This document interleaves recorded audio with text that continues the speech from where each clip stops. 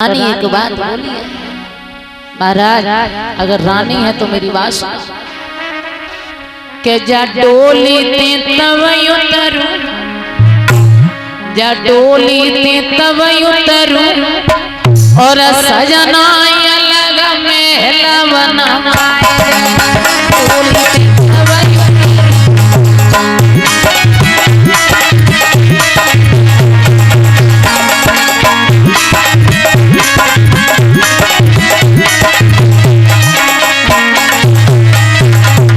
जवाब दिया है महाराज, सैया तुमको कैसी सूझी,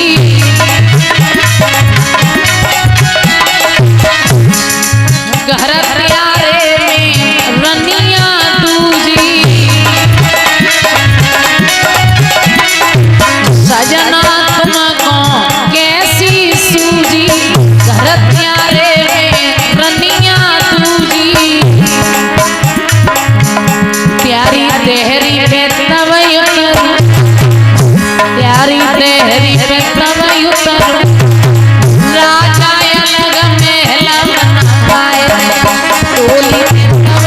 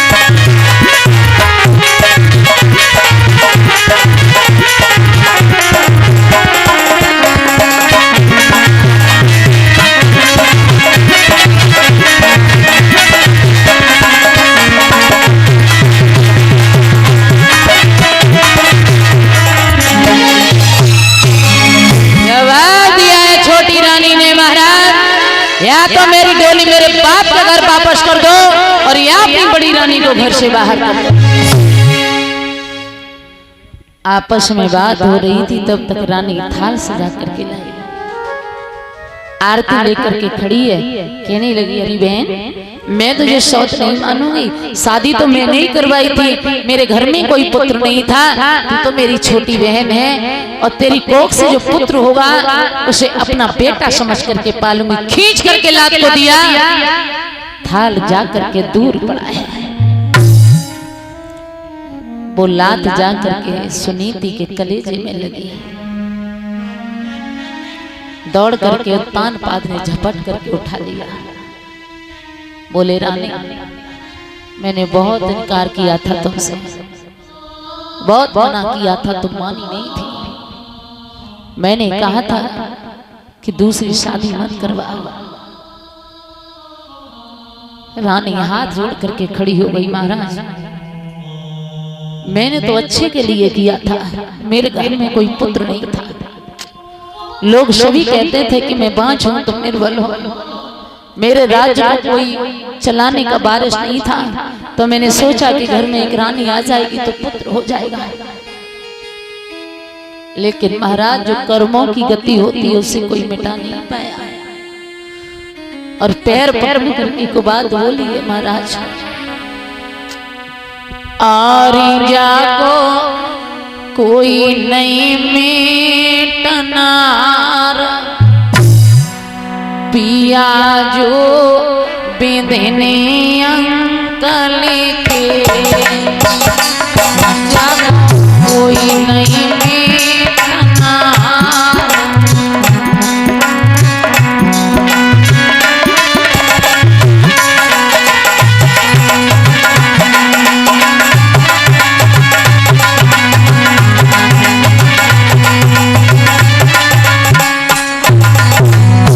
रानी रो रही है महाराज, जो कर्मों में लिखा हुआ है तो एक बार भगवान ने भी लिख करके उसे नहीं बदल पाया।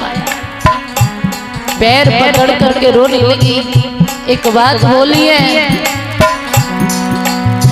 पीतले होती पाए बदलाई,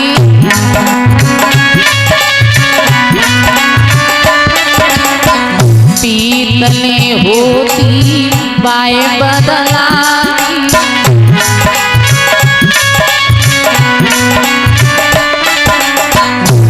वो पे को खिन बदलिया जाए, हे वो पे को खिन बदलिया जाए, सजना जो बिंधने अंकल के जब कोई नहीं।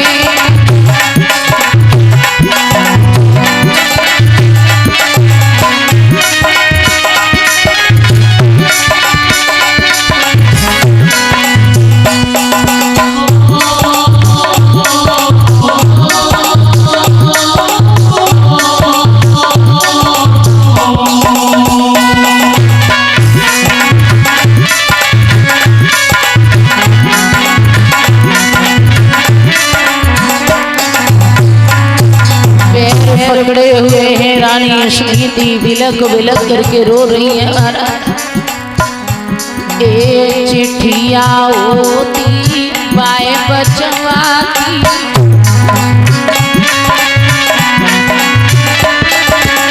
चिट्ठिया होती बाए बचवाती,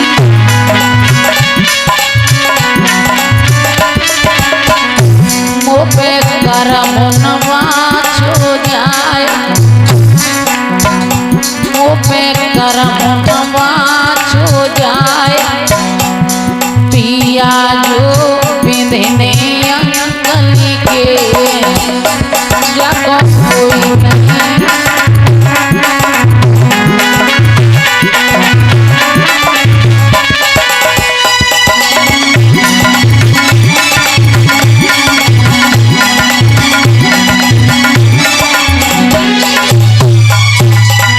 बिलक बिलक करके रो रही है सुनीति महाराज। कर्मों को कोई दोबारा नहीं लिख सकता, कर्मों के लिखे को कोई मेट नहीं सकता। और तान पांच कह रहे हैं रानी पहले ही मान जाती है। सुनीति फिर पहुंची सुरची के पास, कहने लगी बहन आप डोली से नीचे उतर आओ, मैं आपको कुछ नहीं कहूंगी, तुम्हारी कोख से जो पुत्र होगा उसे अपना बेटा समझ करके पालूंगी। सुरसी कहने लगी बेटा समझ करके पालेगी या दूध की जगह विष दे करके मार डालेगी? आखिर सौत तो सौत होती है। सुरची ने महाराज उत्तानपाद को बुलाया, जवाब दिया महाराज तुम्हारी रानी अगर मेरी शर्त पर मंजूर हो तो मैं तुम्हारे घर में रह सकती हूँ। उत्तानपाद कहने लगे बताओ रानी क्या चाहिए? तो बोली सुनो जैसा मैं चाहूं तुम्हारी रानी वैसा करेगी। क्या? तो जवाब दिया है कि जाए गजी की साड़ी,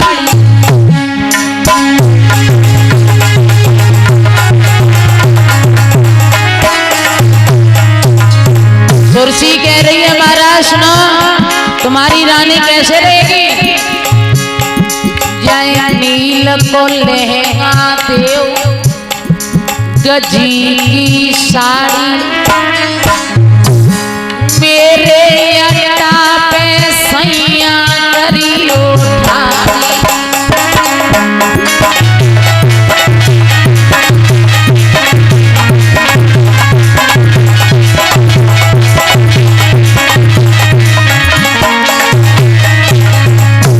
नील का लहंगा पहने गजी की साड़ी मेरी छत पर खड़ा किया जाएगा और और क्या करेगी?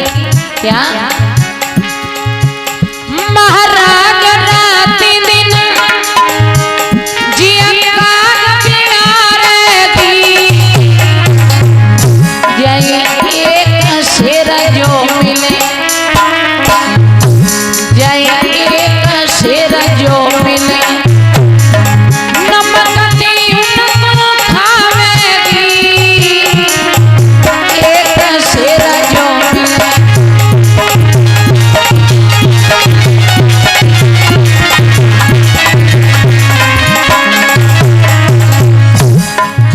तेरो जइयो सत्यानाश, 100 दिने दुर्गति करी डाला, तेरो हियो सत्यानाश, 100 दिने दुर्गति करी डाला।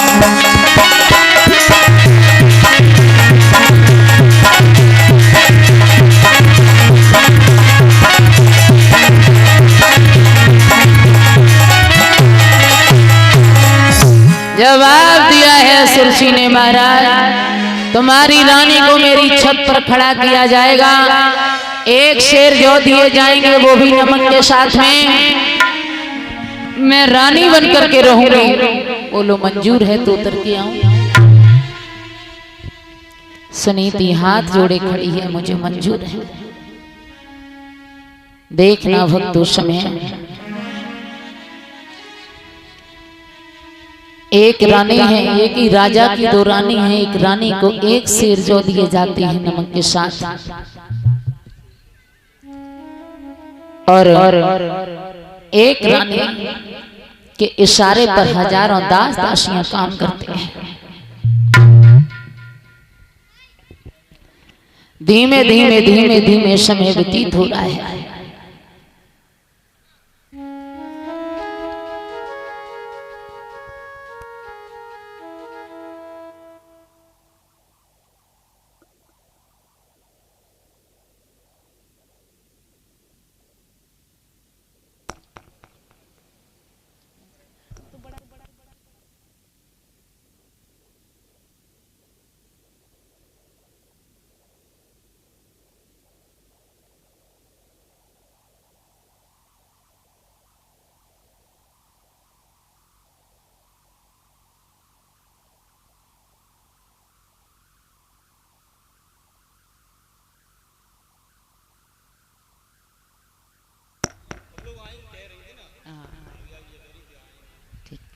ये भैया आए हैं अवधेश भैया जो गूगलपुरा से हैं। भैया की यहाँ मेरी कथा हुई थी, बड़ा सम्मान मिला था।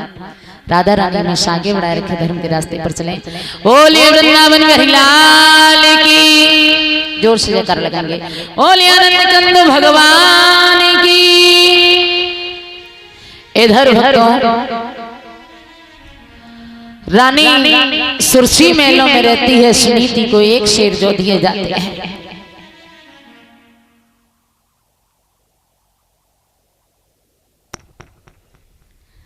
एक दिन की बात, महाराज तानपात शिकार खेलने गए।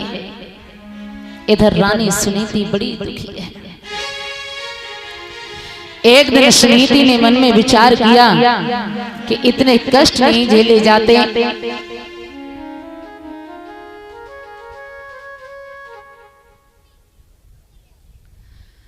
अभी ये कष्ट नहीं झेले जाते, क्यों नहीं मैं अपनी आत्महत्या कर लूं। मरने के लिए चली। रास्ते में नारद जी मिले, कहने लगे कहाँ जा रही हो? बोले आत्महत्या करने। बोले पागल हो गई, सबसे बड़ा पाप होता है आत्महत्या करना। अरे कौन सा ऐसा दुख है जो आत्महत्या करने जा रही हो? रानी सुनीति कहने लगी बाबा मेरे साथ आगे तो मेरी किस्मत इतनी अच्छी नहीं थी जो मैं संतान की मां बन जाती। दोबारा मैंने शादी करवाई, मेरी सौत ने मुझे घर से बाहर कर दिया। जवाब दिया तुम लौट जाओ, एक समय वो आएगा कि तुम मां बनोगी। सुनीति कहने लगी बाबा क्यों पागल बना रहे हो? 6 महीने हो गए मैंने पति की शकल तक नहीं देखी है, नारद जी कहने लगे लौट जाओ, मैं वचन देता हूँ आप अवश्य पुत्रवती हो जाओगे। रानी सुनीति बात करके लौटे। समय व्यतीत हुआ। एक दिन महाराज उत्तानपाद शिकार खेलने गए। शिकार खेलते खेलते आधी रात्रि हो गई। लौट करके आए, दरवाजे पर खड़े हैं, दरवाजा खटखटा रहे हैं सुनीति। सुरसी छोटी रानी को बुला रही, आवाज नहीं आई। ओ सुरसी, कोई आवाज नहीं आई। फिर दरवाजा खटखटाया, लेकिन क्या हुआ?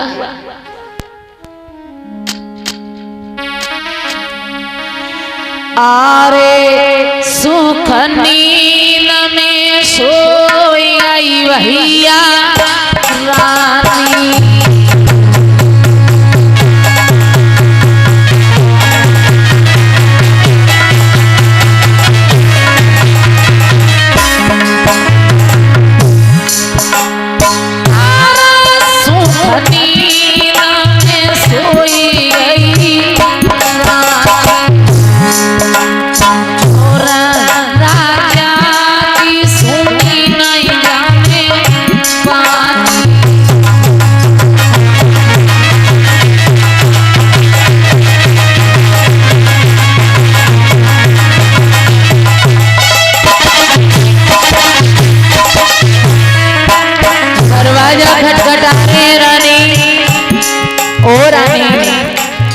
आवाज नहीं आई, समझ गए, सो गए। दिमाग में एक और बात आ गई कि मेरे तो एक और रानी, आज तो मैं अपनी बड़ी रानी का हाल चाल पूछूंगा। चलिए जाकर के सुनीति का दरवाजा खटखटाया। सुनीति, आहा बदुखिया को कान नींद आने वाली थी। अच्छा कहीं उठी आई, लेकिन महाराज शिकार खेल करके आए, हाथ में नंगी तलवार। सुनीति कांप गई, सोचने लगी हमें लगता है कि आज सौत ने पढ़ा लिखा करके आज मारने को भेज दिया। हाथ जोड़े खड़ी हैं, कांपने लगी। महाराज उस दिन तो भूल ये हुई थी कि हमने तुम्हारी शादी करवाई तो हमें घर से बाहर कर दिया, आज क्या हुआ? और बोली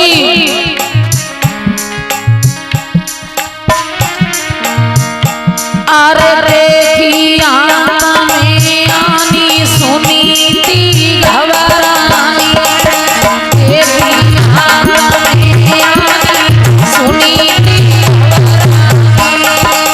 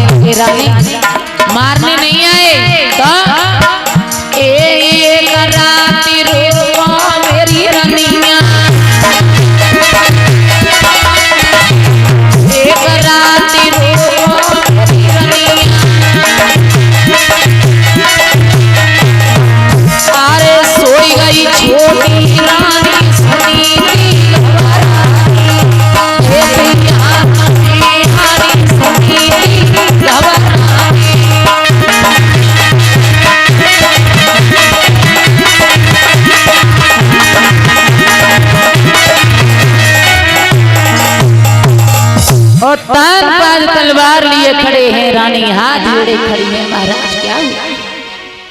और तानपाद कहने लगे, रानी बड़ी देर हो गई, मुझे शिकार खेलते खेलते लौट करके आया तो बड़ी जोर से भूख लगी थी, रानी सो गई, अगर खाने को कुछ हो तो ले आओ।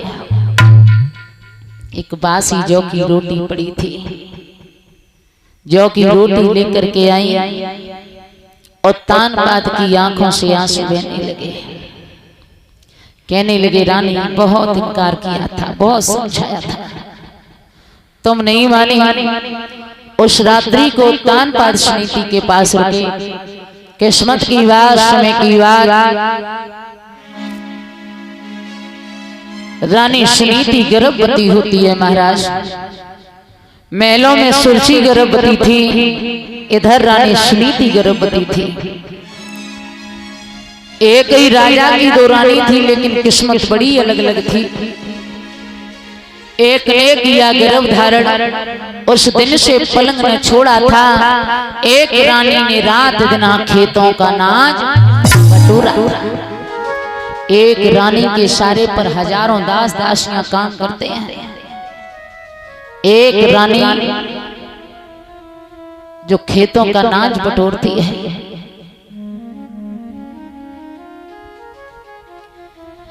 धीमे धीमे समय व्यतीत हुआ, दोनों रानियों की कोख से एक पुत्र पैदा हुआ। दोनों पुत्रों का बाप एक ही है। किस्मत बड़ी अलग अलग है। एक का राजकुमार कहकर पलनों में पाला जाता है और एक दुखिया का पुत्र सुलाने को पत्तों पर डाला जाता है। एक रानी के पुत्र के लिए हजारों गोदियां पड़ी हैं और एक रानी के पुत्र को सुलाने के लिए जमीन पर पत्ते बिछाए जाते हैं। सुनीति के बेटा का नाम ध्रुव रखा गया, सुरसी के बेटा का नाम उत्तम रखा गया। दोनों बेटा धीमे धीमे बड़े हुए। एक दिन की बात, ध्रुव उत्तम के साथ खेलते खेलते महाराज तानपाद के पास चले गए और तानपाद ने पास बुलाया। सोचने लगे, बड़ा सुंदर बालक है किसी का। आवाज लगाई, बेटा आपका क्या नाम है? बोले, मेरा नाम तो ध्रुव है। पिता का नाम क्या है? बोले, पिता का पता नहीं है, लेकिन मैया को नाम सुनीति है। कलेजे से लगा लिया, ये तो मेरा ही बेटा है। ये दृश्य जैसे ही सुरसी ने देखा, मेरी सौत का बेटा सीने से और मेरा जमीन पर खड़ा है। दौड़ करके आई, कलाई को पकड़ा, एकदम से ऐसा धक्का दिया जो ध्रुव दूर जाकर के एक शब्द कहा। अगर इस गोदी का इतना ही शौक था ना, तो हमारी कोख से जन्म लेकर के आता। ध्रुव के चोट लगी सो लगी, लेकिन मौसी की जवान बुरी लगी। मैया के पास पहुंचे, कहने लगे, मैया तुम एक बात बताओ, मेरे पिता का नाम क्या है?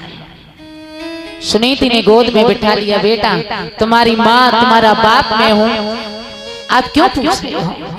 बोले, नहीं माँ, रोजाना उत्तम अपने पिता की गोदी में खेलता है, तो मैंने भी सोचा मैं अपने पिता का नाम जानूं क्या है। बोले, परम पिता परमात्मा। वो कहाँ रहते हैं माँ?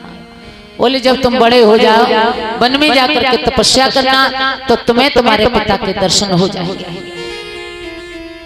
ध्रुव कहने लगे, माँ जब तक मैं भगवान का दर्शन नहीं करूंगा,